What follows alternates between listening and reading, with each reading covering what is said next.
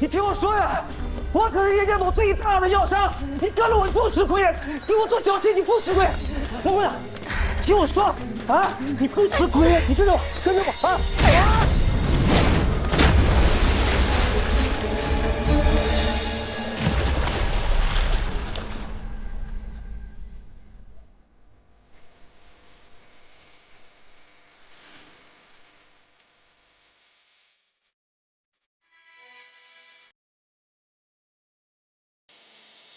韩大哥，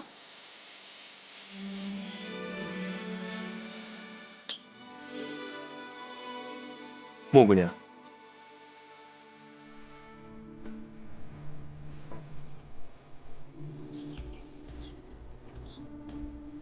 这边，韩大哥。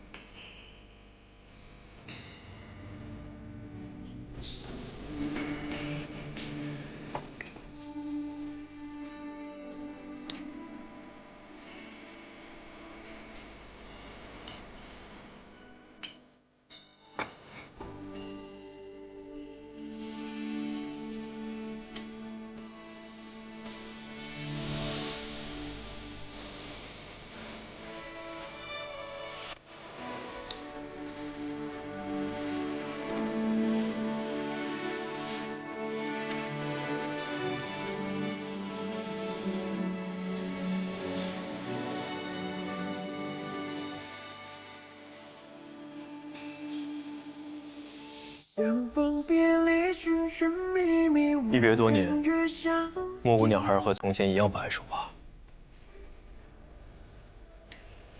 是10年了，韩大哥这10年过得怎么样？我挺好的，只是没想到会在这儿遇到你。师娘他们还好吧？哦，他们都不在了。啊？韩大哥，没事的，这件事情都已经过去很久了。我后来辗转到了这儿，有了这家医馆。虽然只有我一个人，但日子过得也还挺好的。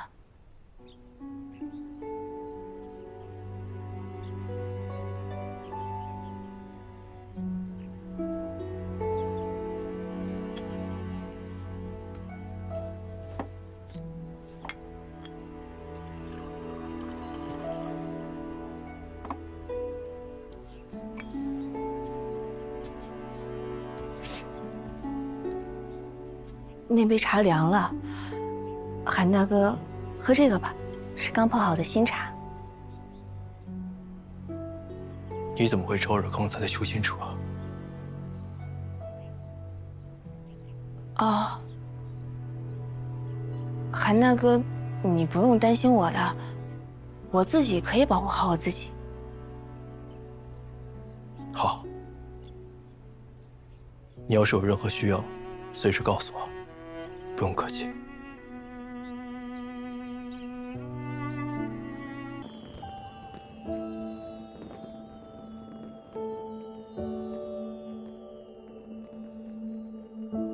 梦里有梦的碎片，韩大哥，没有灵根，真的无法成为一名修仙者吗？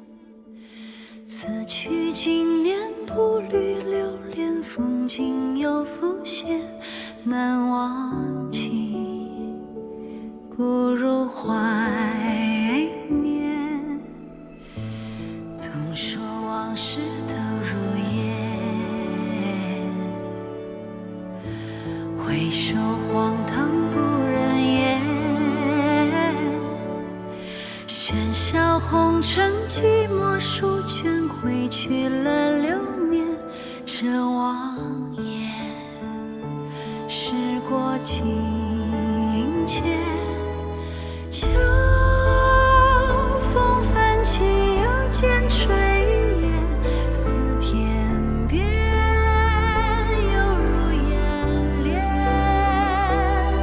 回首已在山巅，遗忘了时间是昨天，是明天。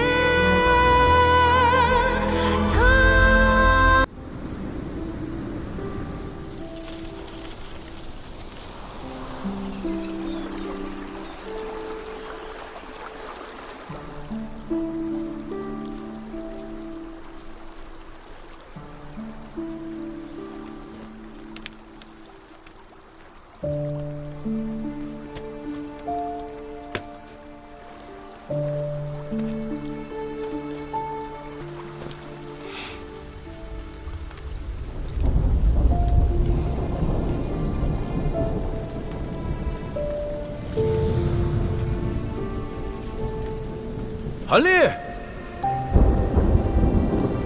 下这么大雨，在这儿干嘛呢？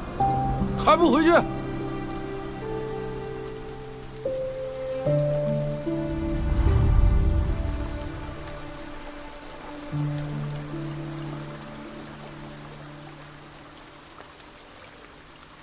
你是真心对我好的人。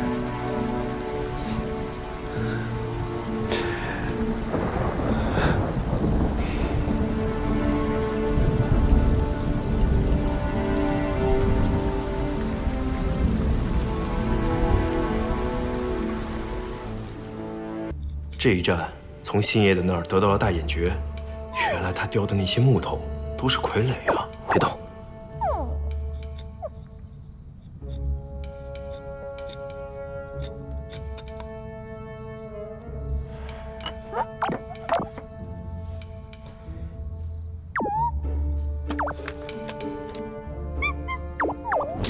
哪不对啊？哎。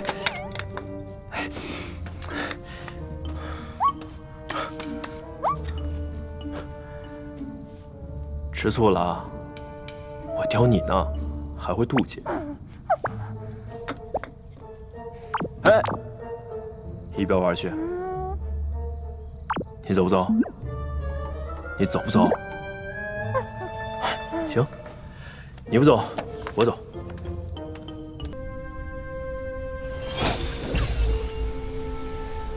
大眼诀能淬炼神识，修炼分神之术。还能在对战时再操控一些傀儡，如此神奇，不知是何等惊才绝艳之人所创。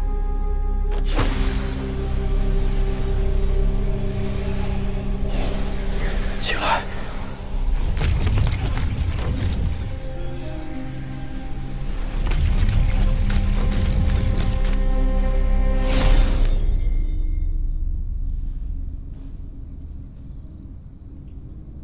还得再拓宽一些神识才行啊！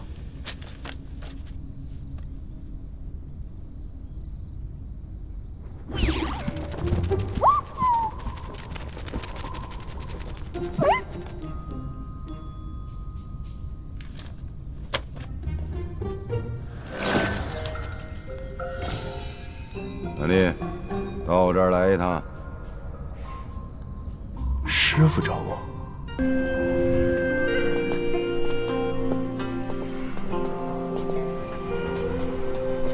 哇！会长大人特意吩咐，这间血脉室陈少可以随意使用，无需预约。陈少没有其他吩咐的话，那小柔就先退下了。好。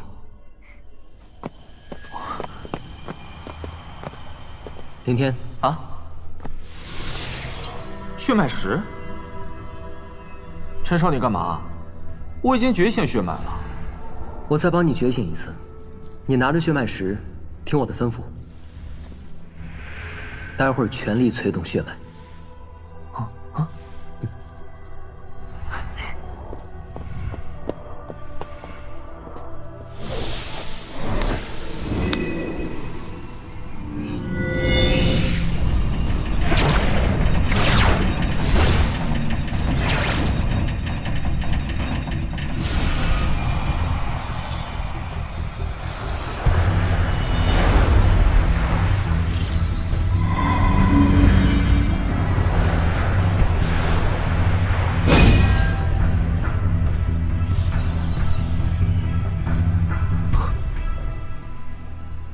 下来吧。啊？哦。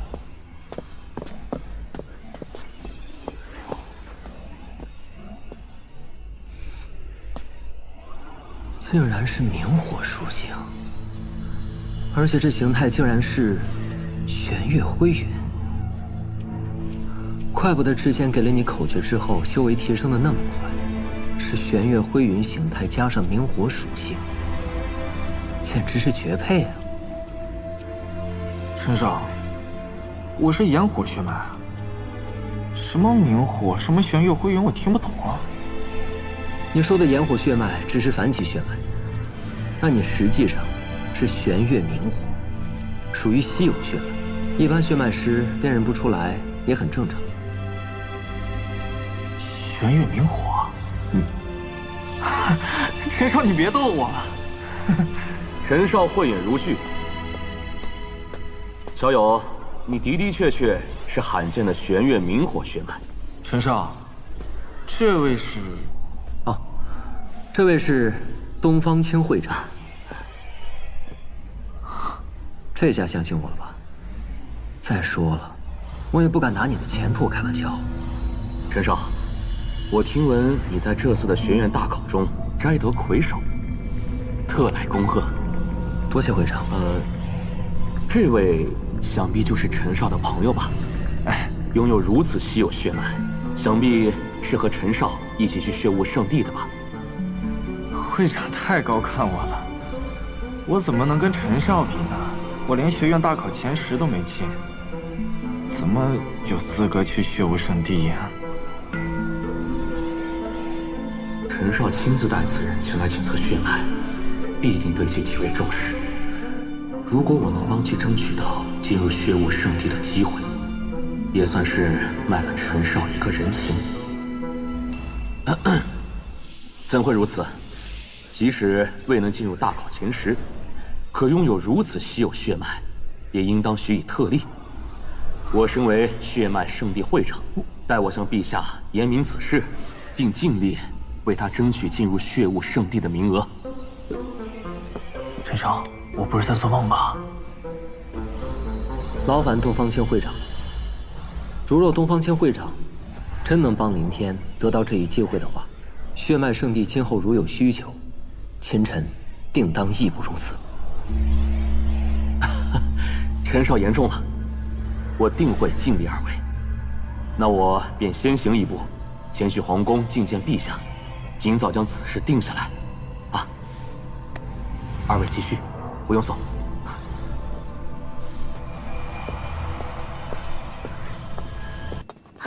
秦晨，美女，哎，这家伙怎么来了？该不会是来参加炼药师考核的吧？谢谢啊。大哥，秦晨可是连学徒令牌都没有，他凭什么参加考核？这小子又想搞什么花样？有事吗？我们来参加炼药师考核。把学徒令牌给我。哦。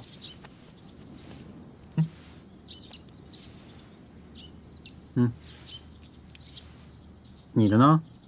我没有学徒令牌。没有学徒令牌，那还来参加什么炼药师考核？学徒令牌？去，赶紧一边去！连学徒令牌都没有，还参加考核？好大的威风啊！哎，秦晨，炼药师考核可不是儿戏，还是按照规定来吧。谁说没有学徒令牌就不能参加炼药师考核的？这还需要规定吗？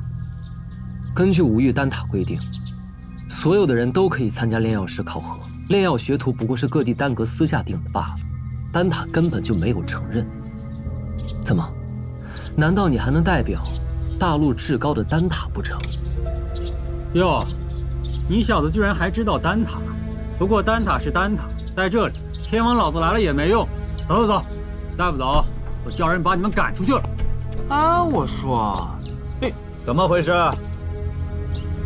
陈木药师，一品炼药师，里面马上就要开始炼药师考核了，你们在外吵吵闹闹，成何体统？陈木药师，这个人没有学徒令牌，却非要参加考核，你说他这不是捣乱吗？年轻人，做事不要好高骛远。炼药师考核之前，必须先成为炼药学徒。丹塔规定，所有人都有资格成为炼药师。我看您也是一名一品炼药师，难道连丹塔的宗旨都不懂吗？你放肆！竟敢这么跟陈木药师说话！陈木药师，您放心，我马上将这小子赶出去。慢着，丹塔的确有这样一条规矩，但丹塔同样规定，任何人不得亵渎炼药师这个职业。你不是炼药学徒，没关系。但若你连第1关都过不了，那可是重罪啊！你确定要参加？那是自然。那好，王管事，给他报名。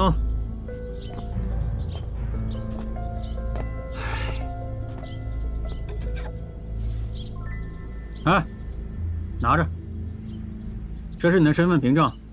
从那边进就可以了。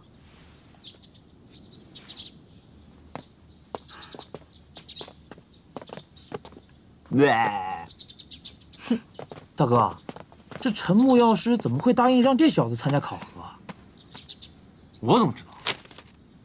自讨苦吃，这过不了多久啊，肯定会被灰溜溜的赶出来的。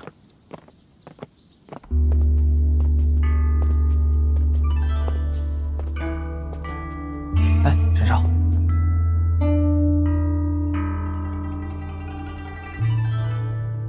那个人啊，叫王安，考了有几10年了，特执着，也算是咱们天心学院的一个名人了吧。能如此坚持，而且有毅力的人，必定不是普通的人。秦晨，你真的有把握？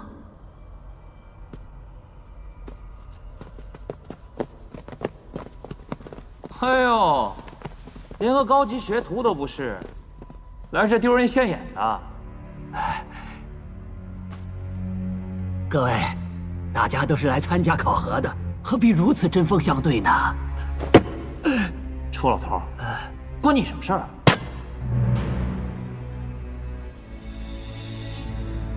陈少，别理他们。臭老头，让你多嘴！都给我安静！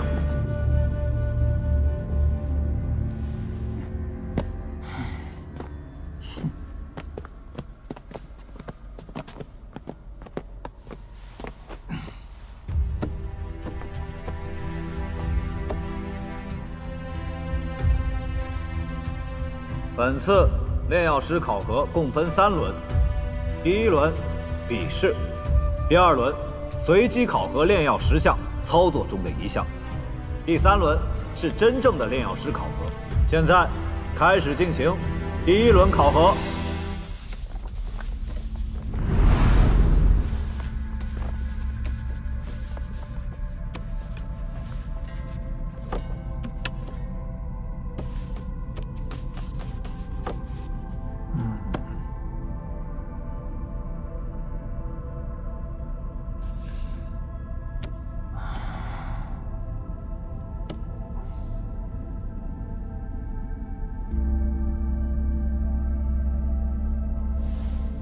请写出分药的13种基本手法，以及每种手法的优缺点。破罗叶的生长习性和药性，它在丹药炼制中起到什么样的作用，并写下3种需要用到破罗叶的丹药，请描述火石矿在炼丹中的作用。陈兄啊，这一次考核的试题出的难度极高，我看这些学徒中啊，很多人要败兴而归了。算他们运气不好，这题是流光大师所出，也不知道这些人里有几个能通过笔试。几位丹阁执事里，流光大师最为严格。我粗略地看了一下，他出的题目极为刁钻，就算是你我作答，一不小心也会掉入圈套。更何况这些新来的学徒了，就看他们运气了。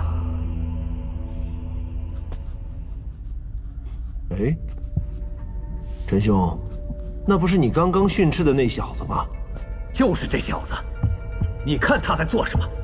竟然随意的乱写，真该将他驱逐出去，严厉惩罚。我看不会吧？就算此子写得快了些，也不会故意乱写捣乱吧？这题是流光大师所出，他连个炼药学徒都不是的小子，怎能对答自如？我看倒也是。可惜丹阁有规矩，不能剥夺他的考核资格，要不然早将他赶出去了。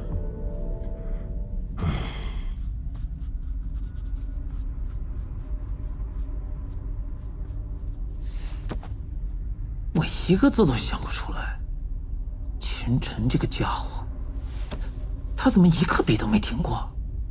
哼，那秦晨从未上过炼药课，他能懂什么？怕不是在胡乱写罢了。哼！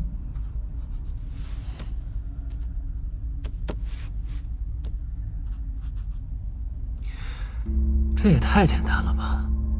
只剩最后2道大题了。如果你是一名1品炼药师，同时也是一名地级巅峰武者，在妖祖山脉中寻找药材，忽然前方传来一阵清香，令你浑身毛孔舒张，陶醉万分。排解都发现前方100米的一片灌木丛中，长着一株100年龙涎香，而在你的感知中，方圆数里之内没有一头妖兽，你该怎么做？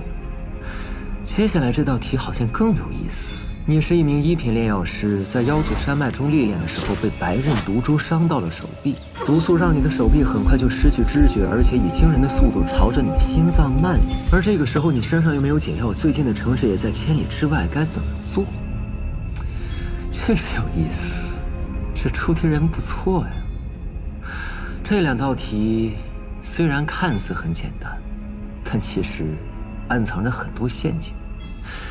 比如这第1题，龙涎香是3阶灵药，任何一名炼药师肯定都很想得到的。聪明的学员可能会写什么先观察一下四周，看看有没有什么危险等等。但其实啊，这些都不对。龙涎香是3阶妖兽幻罗兽最喜欢的灵药，它和幻罗兽几乎是半生存在。100年龙涎香的香味只能传递50米左右，一旦闻到清香，就说明你已经处于幻罗兽的幻境之中。此时必须立刻服用破幻丹，然后转身就跑。至于这第2题，也很有意思。白刃毒株拥有强烈的毒素，一旦被白刃毒株的毒素入侵身体，如果不在极短的时间内解除的话，必死无疑。这道题考核的是炼药师处理突发事件的能力。毕竟，一名优秀的炼药师难免都会进入到森林或者去到野外，必须胆大心细啊。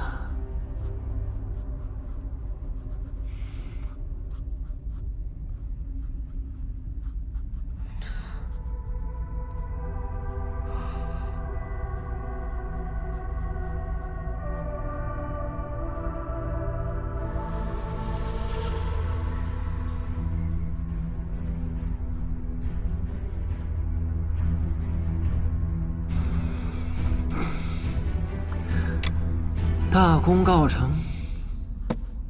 哼，小子，谁让你站起来的？扰乱考核纪律，知道会是什么后果吗？我已经答完了。答完了？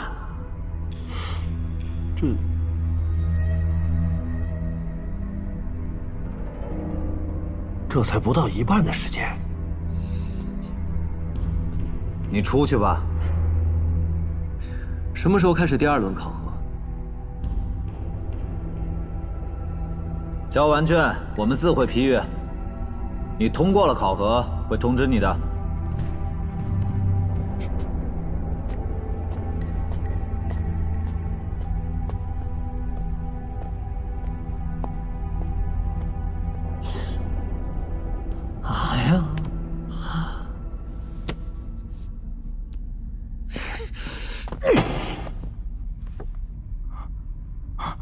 这小子简直太嚣张了！如果让我抓住了他胡乱答题，看我怎么收拾他！陈兄，何必跟一个小孩子置气？来，让你我现在就看一下他的卷子，好让他死得明白。我看直接扔到垃圾桶得了。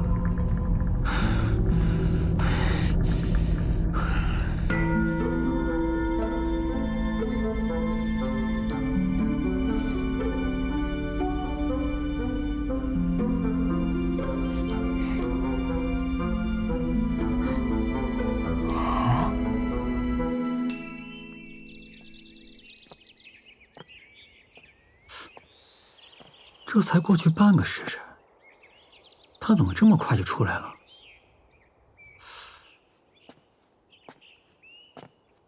哼，就知道他没通过考核。不过就算没写出来，也不至于这么快就自暴自弃吧？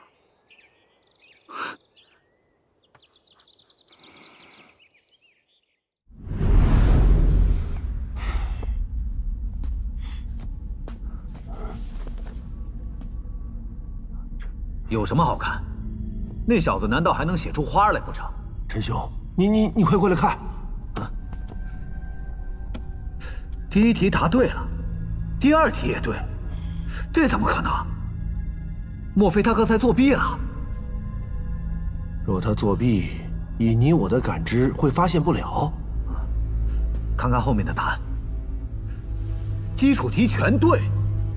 这50道题基本上包含了炼药学的方方面面，即便是你我稍有疏忽，也不可能全部答对。这小子他居然做到了。看看后面流光大师出的题，前面都是一些基础知识，只要死记硬背便可以答得出来。后面的综合题则不同，如果没有丰富的炼药学经验，是肯定答不出来的。百年龙涎香，往往与3阶幻罗兽伴生存在，它的香味只能蔓延50米。闻到了100米外的龙涎香香味，说明已经被幻境迷惑，必须拿破幻丹服用，并撤离幻罗兽的幻境范围。这和标准答案是一模一样啊！不对，下面还有，在离开幻境范围后，立刻在附近寻找一种3片紫叶的草药，含在嘴里，可以抵御幻觉的冲击。在有充足的时间找到龙涎香后，安然离去。这后面的答案不在流光大师的标准答案中啊。这3片紫叶的草药，莫非就是3叶紫阳草？它的确可以解除轻微的幻觉，且和龙涎香相距极近，但是除幻的效果甚至不如破幻丹，也不能抵御幻罗兽的精神冲击。再次往返，这岂不是找死啊？明明已经答对了，这不是多此一举吗？真是画蛇添足。来，我们再来看看下边的白刃毒株这题。在中了毒素后，第一时间撤离，并在附近寻找蛛网草，将其捣碎，并和冰刃上的毒株血液混合，敷在伤口之上。若无法获取，可在附近采摘叶树的嫩叶代替。待找到毒株的洞穴之后，将其击杀，然后取出毒株妖核，碾碎吞服。这道题他又答错了，正确答案应该是封住痰中、鸠尾、心厥3穴，同时找到蛛网草吞服而下，延缓毒素的蔓延速度。如此，城池远在万里之外也可以治疗。这小子完全搞错了方向。死记硬背，答对了前面的基础题。轮到真才实学就不知道怎么办了。不过是纸上谈兵。唉，不过如此而已呀。考试结束，考生退场。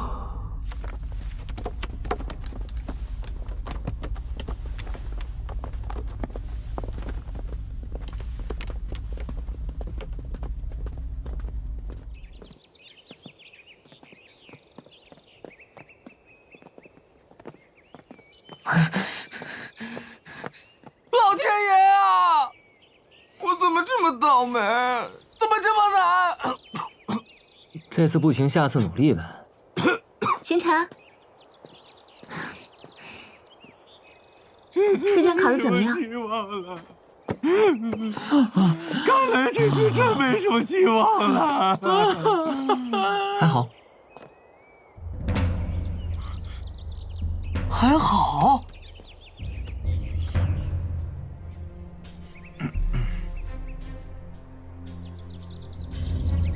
这道题也能答错，这还不如那小子呢。唉，这批考生的素养也实在是太差了。虽然提出的难了些，但也不至于这样啊。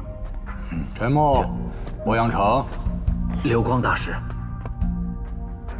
经过第1轮的考核，通过了多少人呢？遇到大师您出的题，能有几个通过的？我出题虽然有些刁钻，但只需要细心分析，任何1品的炼药师都能给出正确的答案。若这样都能出错，让他们通过考核，只会是我们丹阁的耻辱。炼药师除了实力之外，必须要细心，一旦出现差错，会造成严重的后果。我来看看。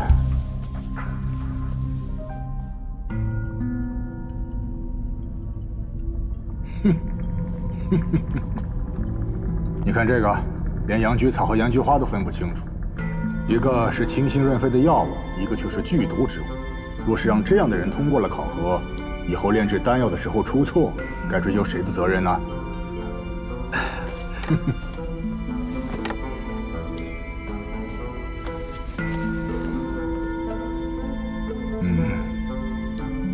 再看这个，余罪果的提炼要用到6种手法，他却只写下5个，偏偏漏到了最重要的一个，药效都提炼不出来，怎么炼丹呢？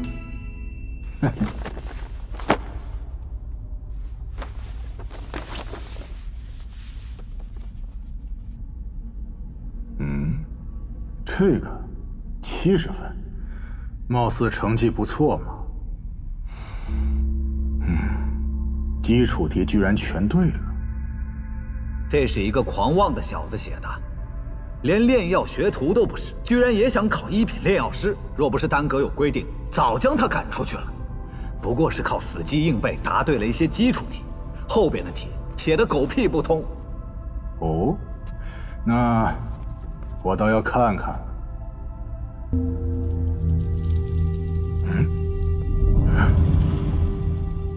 这个是妙啊！居然想到了用3叶紫阳草来抵御幻罗兽的攻击，成功采摘到了龙涎香，既脱离了危险，又取得了龙涎香，一举两得，实在是妙啊！这，可3叶紫阳草不是只能解除轻微幻觉吗？你懂什么？3叶紫阳草的功效确实是破除轻微的幻觉，功效不及破幻丹的1/5，但它若和破幻丹结合到一起，能让破幻丹的功效提高1倍以上，完全可以抵御幻罗兽的攻击呀！哎，莫非他这道题是答对了？何止是对呀，而是比我给出的答案更胜一筹。再看下一个。妙啊！用蛛网草和白刃毒株的血液混合，或者是用叶树的嫩叶取替，涂抹在伤口，再去击杀白刃毒株。他是怎么想出来的呀？哎呀，你看这，刘大师，他这道题也答对了，简直是完美呀！这，白刃毒株的血液同样含有剧毒，但蛛网草和白刃毒株的血液中的毒素可以产生反应，涂抹在伤口之上，能暂时的免疫数个时辰白刃毒株毒素，恢复行动能力。除此之外，叶树的树叶同样具有相同的功效，只是时间略短而已呀。可即便如此，体内的毒素还是没有解除啊！而且吞服毒株的妖核，这不是找死吗？你懂个屁呀你！白刃毒株最强的便是它的剧毒，只要短时间内对它的毒素产生免疫，哪怕是人级的武者都能将其击杀。同时，蛛王草和毒株的妖核同符能彻底消除残留在体内的毒素。如此一来，非但毒素全清，也能击杀毒株，得到它身上的材料，比我给出的答案好了10倍不止啊！哎呀，这，你们居然给得了0分，猪脑子吗？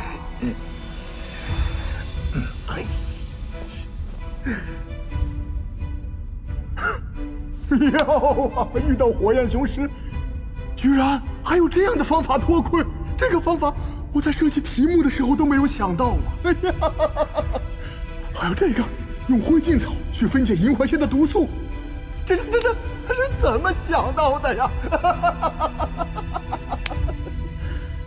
哎呀，我在设计每一道题目的时候，心中便有了固定的答案，但是此人却能以更完美的方法解决了我所设计的每一个难题。醍醐灌顶啊，血海无涯，永无止境。古人诚不欺我，天才！让我看看，他叫什么名字啊？秦晨，这名字怎么有些耳熟啊？他人呢？马上把他叫进来，让他参加第2轮的考核。我倒要看看他的实际操作方面到底如何。不好，在您来之前，我们已经派人去通知结果了，恐怕那个秦晨现在已经离开了呀。你说什么？马上随我出去看看人到底走没走。若是人不在，有你们俩好看的！哼！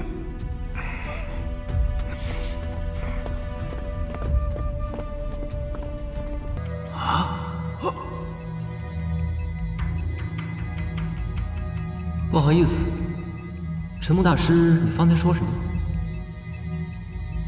我的意思是，1半的聚合阵，阵务10分微弱，即便做到焰分3点，也无法做到叠加成型。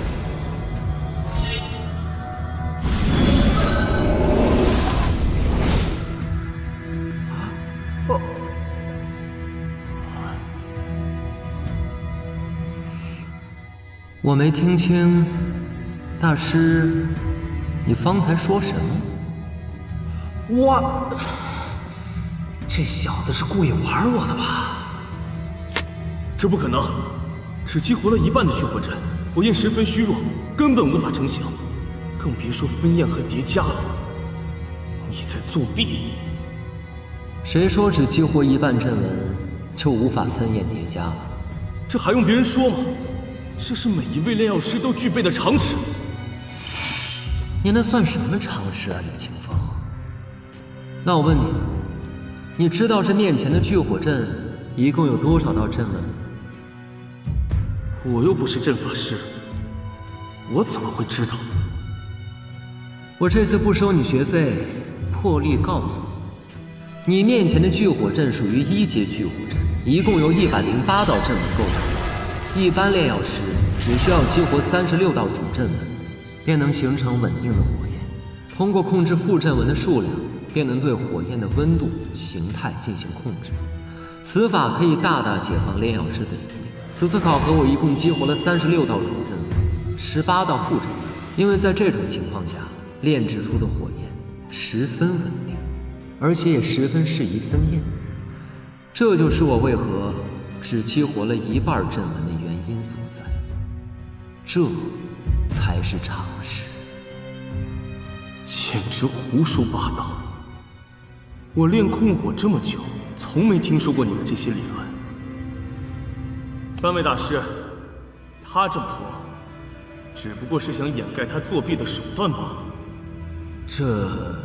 说实话，我也没有听说过秦晨所说的理论。通过激活阵纹的多少来控制火焰的温度和形态，这的确是个新鲜的概念。抚育丹塔中3岁小孩都知道的东西，丹阁的3位正式炼药师居然都不知道。这大玄国的确偏僻落后。如果诸位大师不信的话，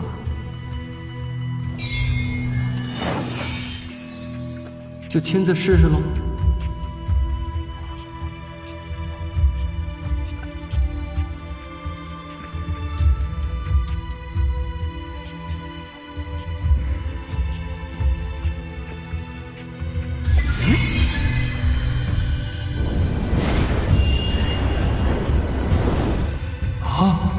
居然真的激活了！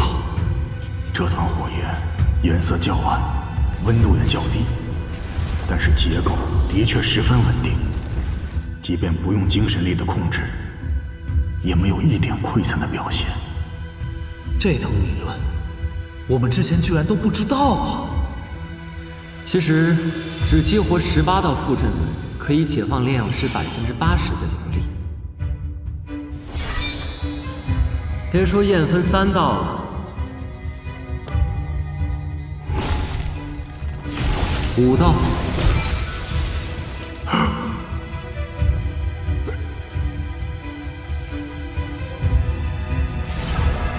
9道，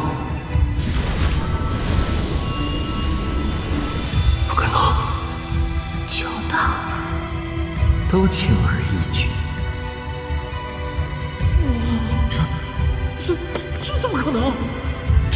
这难道便是？这难道便是传说中的9焰宝塔法？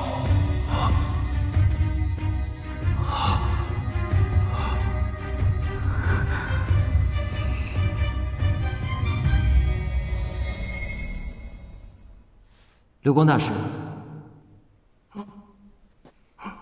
流光大师，请问我的第2轮考核过了吗？通过，谁敢说不通过？这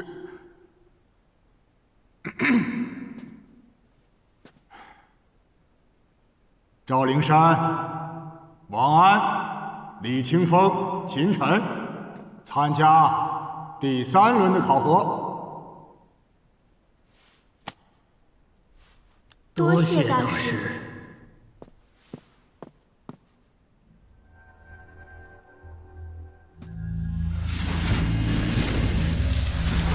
第3轮的考核是1品真元丹的炼制，每人仅有1次炼制机会。现在开始吧。太好了，1品真元丹的炼制并不难。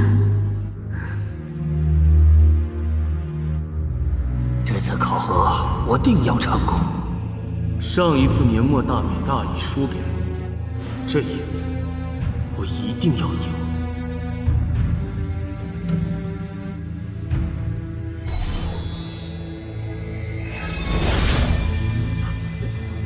这就开始炼制了。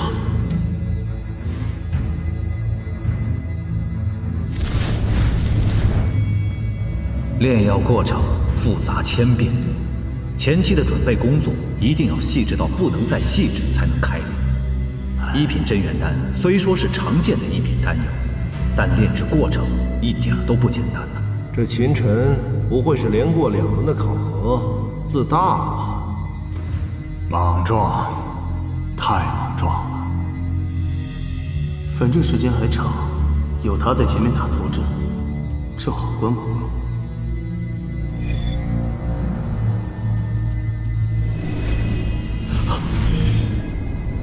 什么？这……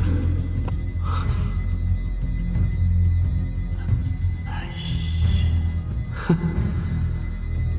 这秦晨以为炼丹药是炒菜了，随便将食材和佐料全部丢进去，煮熟了就行。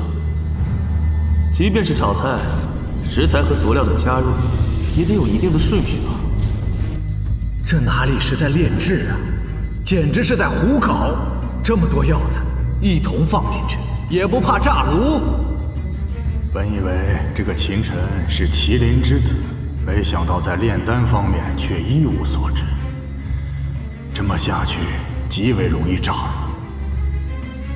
大家小心了。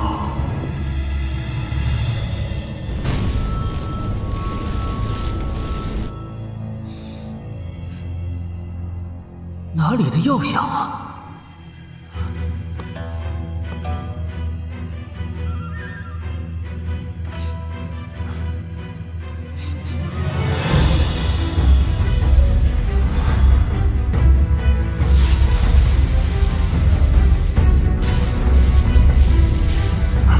莫非？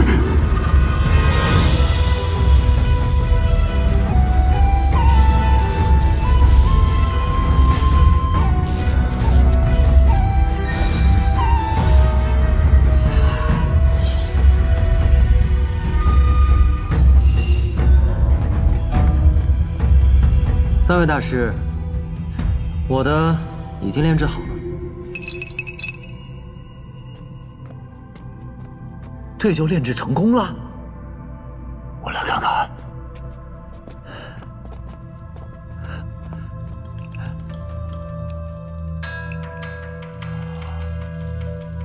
丹药饱满滚圆，通体纯白，如艺术品般完美无瑕。十分光滑，而且手指上没有沾染任何的药粉。只是这颜色为何是纯白？正常的真元丹不都略带青色吗？莫非是上等真元丹？即便是你我，也不可能一炉炼制出12枚上品真元丹吧？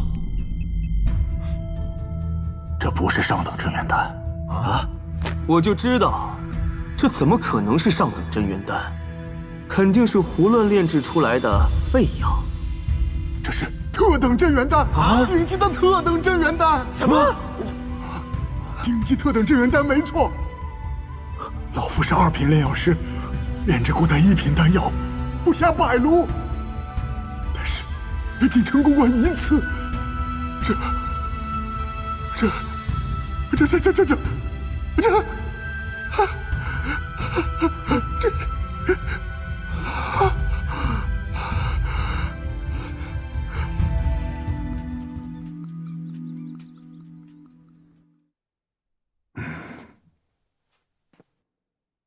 距离考核结束还有半个时辰，诸位还是抓紧时间吧。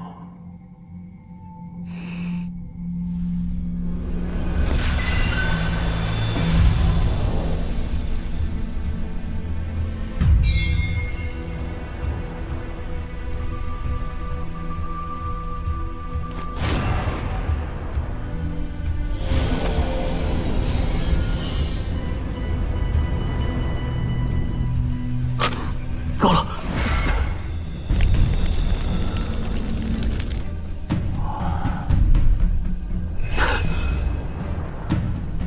若不是秦晨，我怎么可能会犯如此低级的错误？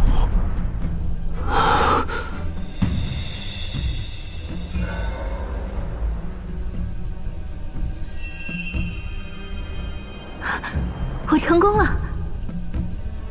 恭喜你啊！谢谢。这秦晨连炼药学徒都不是，第1次参加考核就成功通过了。灵山郡主也1次通过了。看看我自己，哎，数十年苦练，若这次考核再次失败的话，便到此为止吧。可能我真的不适合做一名炼药师。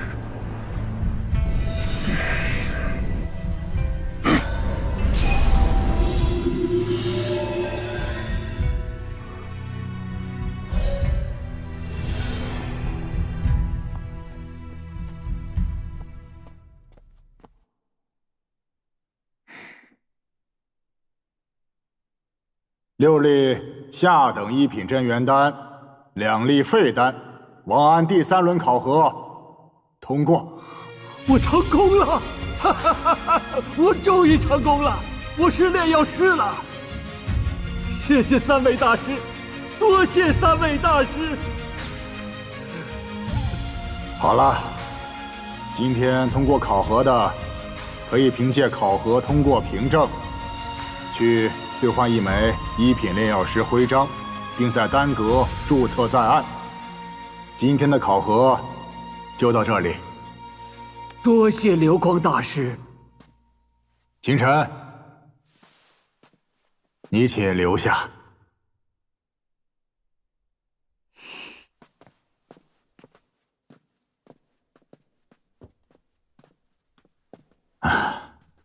秦晨，你天赋卓绝，今后的前途无量啊！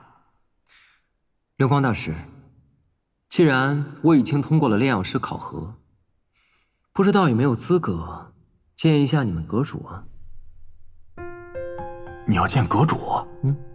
哎呀，阁主大人日理万机，就算是阁内的炼药师想见他一面，那都是极难的事啊。就没有什么别的办法了吗？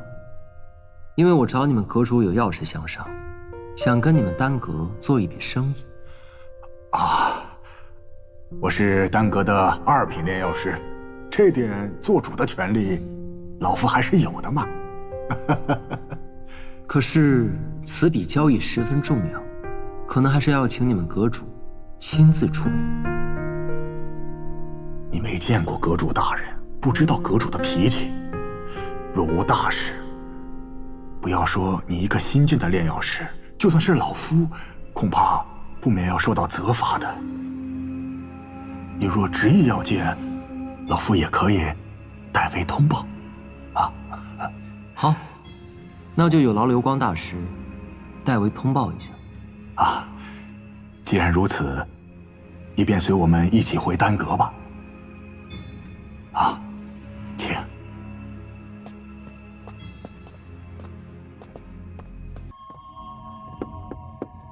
陈少，进来吧。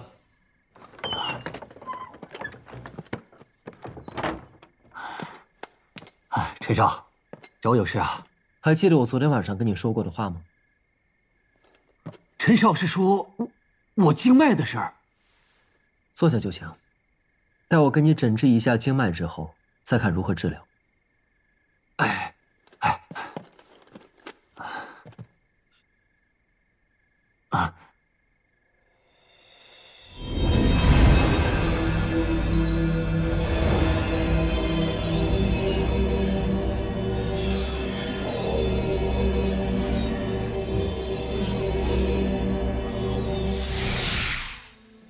没事了，你的经脉虽然麻烦了些，但并无大碍，我现在就可以给你治疗。陈少，我前2天刚受过伤，要不要等我伤势痊愈之后咱们再？无碍，只是小伤而已，耽误不了你多久，别紧张。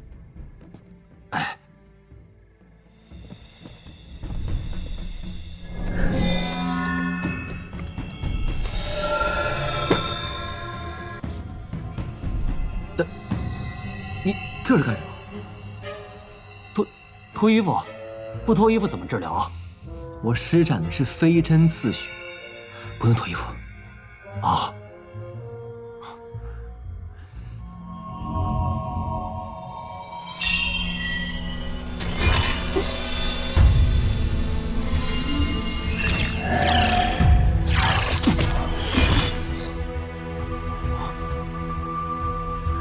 了。这就完事儿了？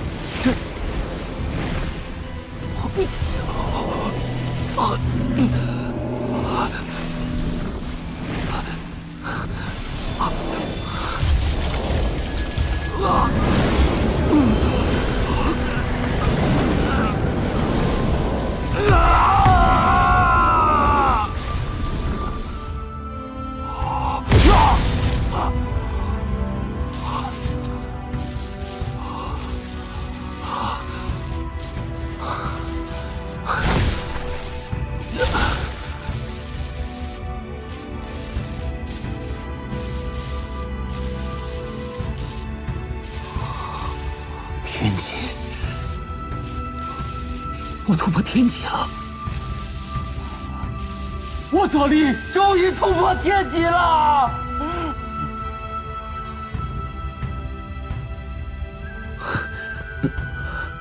从今往后，不管陈少有任何吩咐，刀山火海，我左力在所不辞。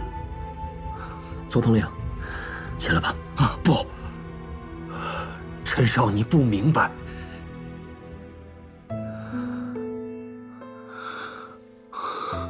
曾经，我是城卫军中最杰出的人才，风光一时。后来冲击天际失败，跌落谷底。5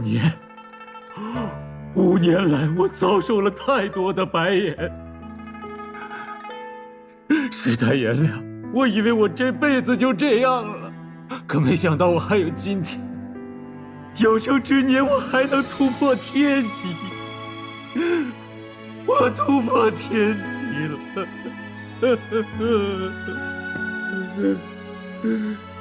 起来吧，左立统领。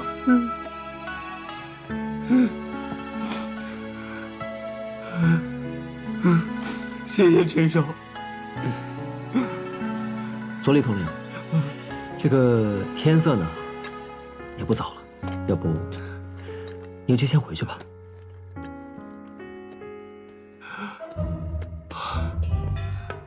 属下告辞，属下告辞。多谢陈少，多谢陈少。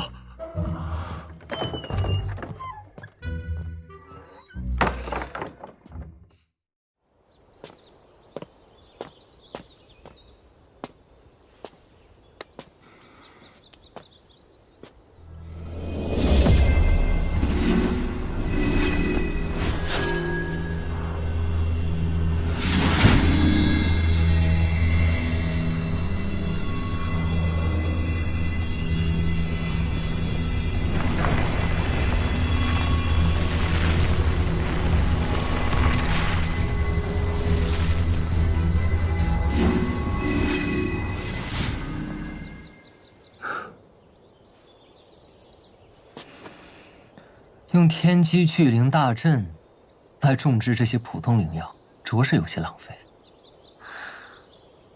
不过这个效果倒是蛮好的。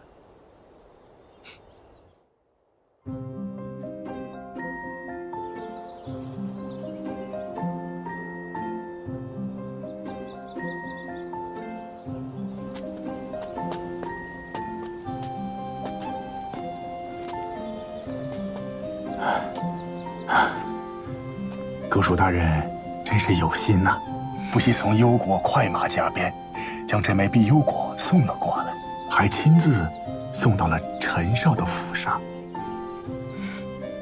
这碧幽果结的果实如此之大，乃是稀世珍品，想必陈少应该会喜欢。肯定会喜欢，肯定会喜欢的。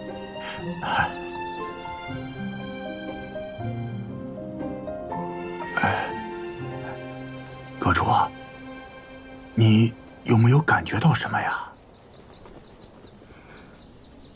为何陈少的府上竟有如此浓郁的灵气？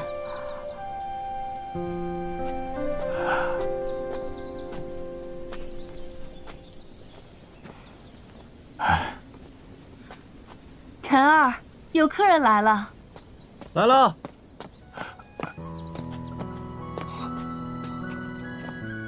萧雅阁主，你们怎么来了？怎么，陈少和我几日未见，竟如此生疏，还不请本阁主进去坐坐？陈儿，萧雅阁主有话直说吧。我这次来是给陈少送一份厚礼。厚礼？听闻陈少急需药材，我便略施手段，让丹阁为阁下寻来了这枚碧幽果。怎么样，陈少可曾满意？多谢阁主美意。陈少有所不知，这枚碧幽果是大玄国珍稀难觅的仙草啊！一般的碧幽果只能长到米粒大小，经过数十年之后，才能长到珍珠大小，不少人一掷千金都难以购得的。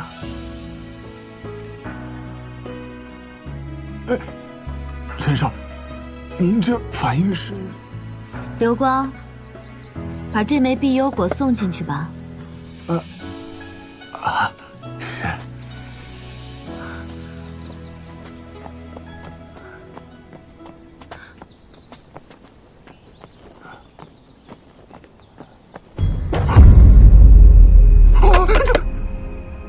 流光，你做事为何这么不小心？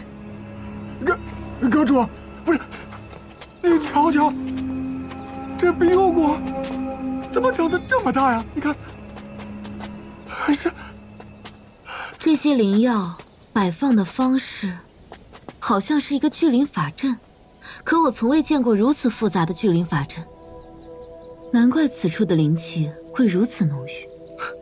正想跟阁主介绍呢，这是我前几日突发奇想栽种的灵药，不知二位觉得如何？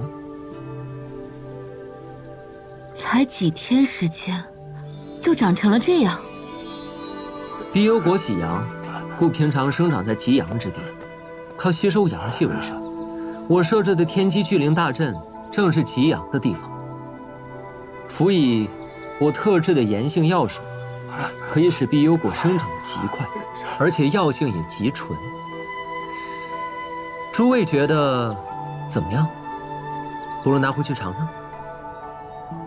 难怪你瞧不上我送的碧幽果，和你的相比，我送的这些简直就是石头枯木，根本不值一提。萧阁主二人还有事吗？没有。陈少，实在是不好意思啊，今天来此实在是大开眼界啊！陈少，还真是见识广博，让我有些看不透了呢。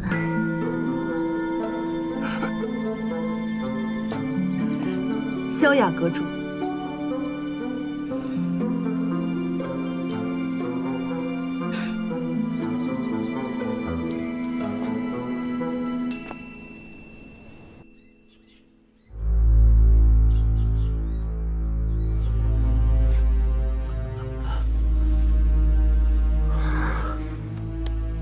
芬儿，你的伤总算是痊愈了。慢点儿。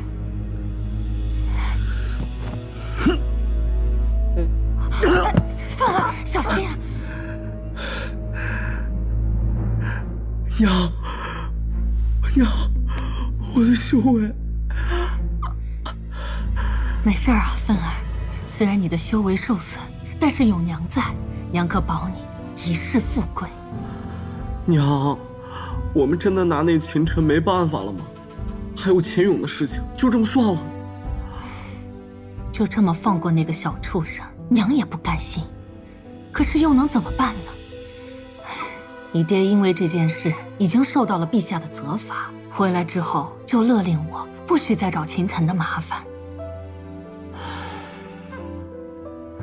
哎，娘，父亲说不能对秦晨动手，可没说不能对秦晨身边的人动手啊。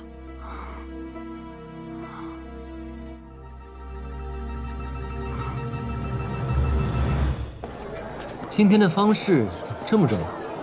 陈少，这你就不知道了吧？最近丹阁新出了一种2品真元丹，价格不变，功效却翻了1倍。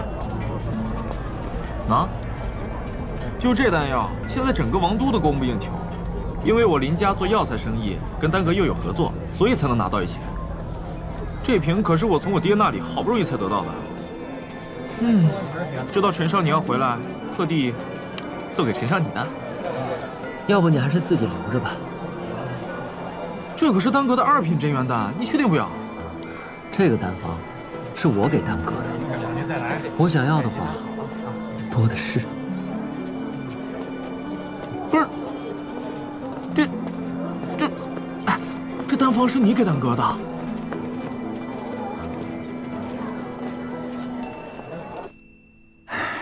家主，我们和丹阁的合作一向十分愉快，可今天一早，那丹阁突然撕毁了刚签订的合作协议，这也太过分了。这下我林家没了丹药来源，每天入不敷出，这根本撑不下去呀。我再想想办法吧。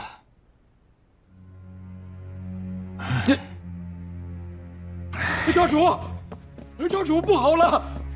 这不是你什么事儿啊？慌慌张张的。哎呀，齐王爷带着丹阁的人来店铺了，说我们林家出售的丹药都是次品，还要砸了我们林家的店铺。护卫队的人已经到了。什么？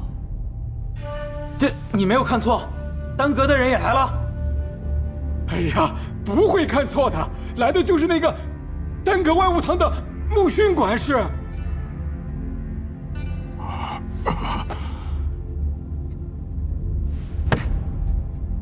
这丹阁是要赶尽杀绝呀！家主，那我们现在该怎么办呀？该怎么办呀？等你先下去看看再说吧。好，走。让开！住手！你不能。